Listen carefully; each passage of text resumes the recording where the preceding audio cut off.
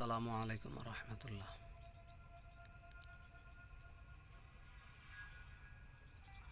ইদানিং দেখতে পাচ্ছি একটা ভিডিও নেটে। সেটা হলো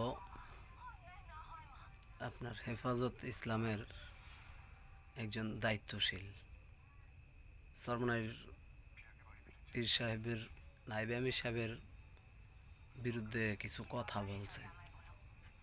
উনি নাকি ওনাদের 6 মার্চ না 26 মার্চ, যাই হোক, ওই সময় একটা মিটিংয়ে উনি কারণ নায়েবে আমির সাহেবে যাবে বলে সে যায়নি।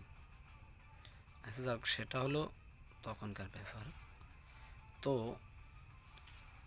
এটা আবার নায়েবে আমির সাহেবের একটা ভিডিওতে দেখলাম যে নায়েবে আমির সাহেব বলছে আমি গেছি, বা যাই হোক, উনি অস্বীকার গেছে যে না, আমি এরকম কিছু ইয়ারই নেই। তো যাই হোক, এগুলা নিয়ে আমার কোনো কথা না।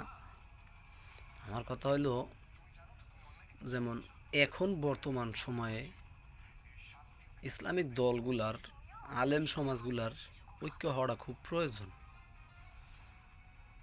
তো এই সময়ে তারা আশা করি ইনশাল্লাহ এখন ভিডিওতে বা যোগাযোগ, বিভিন্ন সামাজিক যোগাযোগ মাধ্যমে যা দেখছি যে ওনারা আলহামদুলিল্লাহ ভালো একটা পর্যায়ে আছে। তো যাক, আল্লাহ ভরসা। তো এখন মানে আমি যেটা বলতে চাইছি সেটা হলো কিছু টিকটকার, ইউটিউবার, মানে যারা টিকটকে ভিডিও দেয় বা নেটে ভিডিও ছাড়ে, তাদের কিছু লোক দেখা যায় ওই আগের, যেমন যে সমস্ত কথাগুলো বললাম, এই সমস্ত কথাগুলারে কাটছাট করিয়া, ভিডিও করিয়া, রেকর্ড করিয়া এখন সামাজিক যোগাযোগ মাধ্যমে ছাড়তে আছে। মানে নায়েবে আমির হিসাবে অন্যায় করছে সেটা তুলে ধরো। আর যা হেফাজত ইসলামের একজন নেতা, যাই হোক, ময়মনসিংহের, আমি নাম তো জানি না, যাই হোক, তো তার কথাগুলারে ভিডিও মানে কাটিয়া ছাড়তে আছে, মানে বুঝাইলো যে এরা দুজন দুজনের বিপক্ষে। তো এখন আলহামদুলিল্লাহ ভালো একটা পর্যায়ে আছে। তারপরও আমি যেটা বলতে চাইছি সেটা হলো, এখন যারা এই যে ভিডিওগুলো ছাড়তে আছে, এরা খোঁজ নিয়ে দেখেন এরা মুসলমান না, মুসলমান হলো ইহুদিদের দালাল। কারণ এই সময়ে আমি যতদূর জানি, আমি একজন মুসলমান হিসেবে আমার দায়িত্ব হইল যে ওনাদের আগের কোনো মানে কোনো অন্যায় অপরাধ যদি আমার চোখে পড়েও থাকে, এখন বর্তমানে সেটার আমার চাপা দিয়ে রাখা উচিত।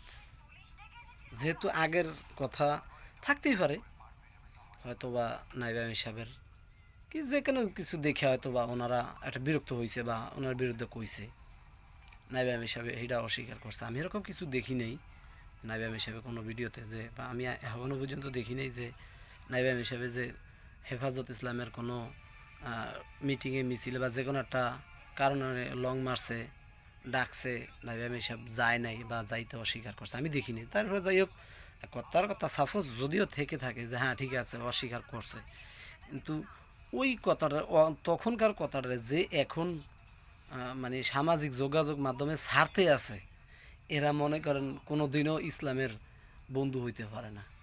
এরা খোঁজ নিয়ে দেখেন ইহুদিদের দালাল। আর নসেদ মনে করেন এদের জন্মের ভিতরে ভেজাল আছে।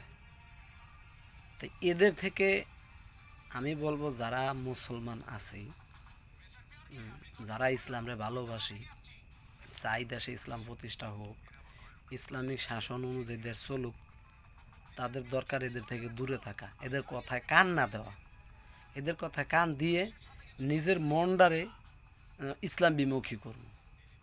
ইসলাম বিমুখী করিয়া দেখা গেছে একজন একটা কথা কইছে, অমুকের ব্যাপারে খারাপ একটা বাসা করছে, অমুকে মনে আসলেই মানুষটা ভালো না, হেলাগা চলা যাইব না, অমুকে যা ইয়ারা আলেমরা আলেমরা মানে কিলাকিলি করে, এদের এদের লগে নাই, আমি আগে যেমনি আসলাম হেমনি চলি। তো ভাই এদের কথায় কেউ কান দিবেন না। এরা কোনো দিনও ইসলামের বন্ধু হইতে পারে না। এরা সারা জীবনই ইসলামের দুশমন, ইহুদিদের দালাল। ভালো থাকবেন। আল্লাহ হাফিজ।